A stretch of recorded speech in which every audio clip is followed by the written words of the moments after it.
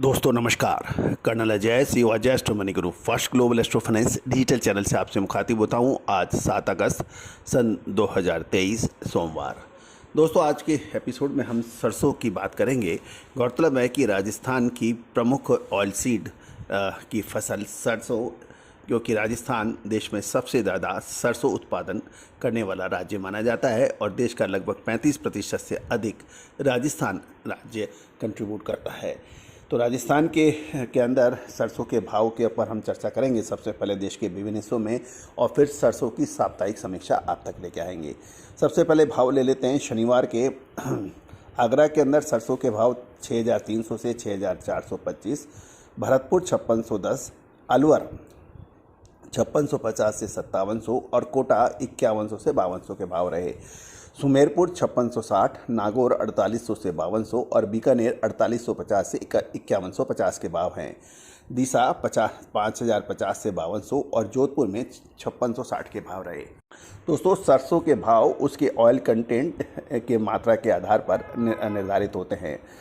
यदि हम सरसों खल की बात करें तो अलवर में 2,680, भरतपुर में 2,750, कोटा में 2,500, सुमेरपुर में 2,771 के भाव थे शनिवार को। जोधपुर 2,771 के भाव थे। अब निवाई की बात करते हैं। मस्टर्ड ऑयल एक्सप्लेयर यानी सरसों तेल एक्सप्लेयर 1,105 के भाव थे। सरसों तेल कच्ची घानी 1,135 और सरसों खल 2,630 के भाव थे। और सरसों के भाव निवाई में 5,550 के थे। टोंक की बात करें तो सरसों के भाव 5,530 और सरसों तेल कच्ची घानी 1,133 थे। सरसों खल टोंक में 2,620 के भाव थे। तो दोस्तों ये थे राजस्थान की प्रमुख मंडियों के सरसों तेल एक्सप्लेयर सरसों खल के भाव। अब जानिए आगे की रिपोर्ट। दोस्तों पिछले सप्ताह में सरसों में लगभग 75 रुपये प्रति क्विंटल की मजबूती दर्ज हुई। सरसों पिछले सप्ताह सोमवार को 5,900 से 5,925 के पे भाव सरसों जयपुर में थे, जो कि शनिवार में 6,000 रुपये पर बंद हुए। तो यानी 75 रुपये की साप्ताहिक बढ़त प्रति क्विंटल सरसों में दर्ज हुई। गौरतलब है कि जुलाई महीने में सरसों की आवक लगभग 13 लाख टन होने की उम्मीद है और अब तक कुल 68.5 लाख टन की अराइवल मानी जा रही है। जो दैनिक अराइवल यानी डेली अराइवल जो है उसके अनुसार जुलाई महीने में कुल आवक के में 6.10 लाख टन होनी चाहिए, जो पिछले वर्ष जुलाई में 5.5 लाख टन सरसों की आवक रिकॉर्ड की गई थी। जुलाई महीने में 9 लाख टन सरसों की क्रशिंग के समाचार हैं और अगस्त की शुरुआत में लगभग 46 लाख टन सरसों की स्टॉक की अवेलेबिलिटी की धारणा बनाई जा रही है व्यापारियों द्वारा। यदि हम जून महीने को देखें जो निचले स्तर से सरसों में 950 रुपये की बढ़त दर्ज हो चुकी है। नाफेड की जुलाई महीने में 4 लाख टन की खरीदारी से भी सरसों में मजबूती बनी।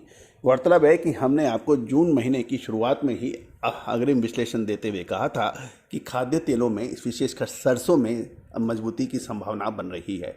गौरतलब है कि लगभग 950 से 1,000 रुपये की बढ़त ये इस बात की सूचक है कि हमने आपको जो अग्रिम विश्लेषण दिया था कि खाद्य तेलों में तेज़ी बन रही है। और जबकि आप चेक कीजिए अप्रैल मई के अंदर लगभग कितनी निराशा पूरे बाज़ारों में थी, क्योंकि हमारा ये मानना है कि खाद्य तेलों की तेज़ी या मंदी का असर भारतीय स्थिति के साथ साथ अंतर्राष्ट्रीय बाज़ारों की स्थिति के ऊपर भी फर्क पड़ता है। भारत खाद्य तेलों का नेट इंपोर्टर है। भारत अपनी आवश्यकताओं को पूरी करने के लिए लगभग 50% या उससे अधिक इंपोर्ट करता है ज़रूरत को पूरा करने के लिए। हमारे पास खाद्य तेलों की या ऑयल सीड्स की इतनी पैदावार नहीं है कि 135 लाख जनसंख्या की आवश्यकताओं की पूर्ति करे। यद्यपि सरकार पूरा प्रयास कर रही है कि तिलहन को बढ़ावा दिया जाए, इसमें पाम तेल भी शामिल है, लेकिन जब तक किसान जो कि प्रमुख उत्पादक हैं उनको उनकी फसल का उचित मुआवजा नहीं मिलेगा, उचित भाव नहीं मिलेंगे, वो पैदावार नहीं बढ़ा सकते हैं। MRP यानी मैक्सिमम रिटेल प्राइस और MSP यानी न्यूनतम समर्थन मूल्य, इसके बीच में काफ़ी बड़ा अंतर है। सरकार को हम बार बार अपील भी करते हैं, किसान संगठनों का भी यही कहना है कि इसकी एक निश्चितता होनी चाहिए कि एमएसपी इतनी है तो एमआरपी इतनी होनी चाहिए, और इसके बीच में जो भी मिलर्स हैं या जो भी हैं उनका मुनाफा भी तय होना चाहिए, क्योंकि ये खाद्य ये एक आवश्यक वस्तु हैं और इसकी तेज़ी और मंदी का असर पूरे महंगाई पर पड़ता है। और जब तक इसका निर्धारण उचित नहीं होगा, परेशानियां बढ़ सकती हैं। दोस्तों, गौरतलब है कि निचले स्तर से लगभग 950 रुपये से बढ़त हो गई है और सरसों की मांग अभी भी मजबूत है, जबकि दूसरे तेलों में कुछ जो गिरावट थी, लेकिन सरसों के तेल में शानदार बढ़त जारी है। तो दोस्तों, महत्वपूर्ण ये है कि आने वाले समय के अंदर सरसों के तेल में अब जुलाई का महीना महत्वपूर्ण साबित होगा, क्योंकि सबकी नज़र सोयाबीन की पैदावार पर है, जो कि खरीफ की प्रमुख ऑयल सीड मानी जाती है। अगस्त के महीने में बरसात और उत्पादन पर नज़र रहेगी। दोस्तों, ऑयल सीड्स की विशेष तेजी मंदी की रिपोर्ट के लिए, रिसर्च रिपोर्ट के लिए आप संपर्क कर सकते हैं। All the very best, good luck, happy trading.